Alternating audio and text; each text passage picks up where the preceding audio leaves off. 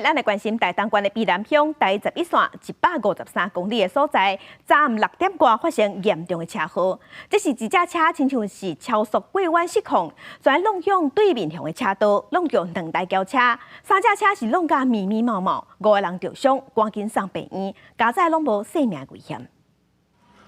黑色进口的箱仔型轿车，弄入去路边的树丛，安全气囊规拢裂开，车头损害甲真严重。边啊对向车道有2台轿车，因为闪避闪袂赴，车身互伊弄到，也偏到路边去。台东县卑南乡第11线153公里，离午暗6点多发生严重的车祸，消防人员赶到现场，发现是3台车对撞，完全无动啊！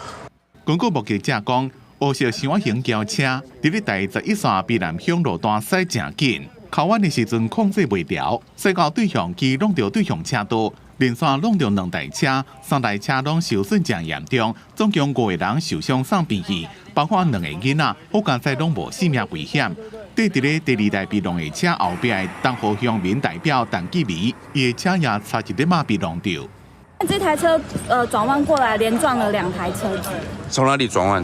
从那个北向要往南。好。对。啊，这一台呢？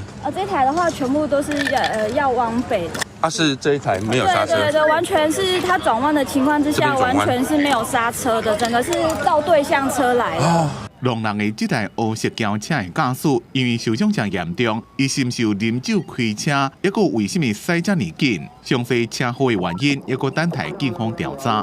记者综合报道。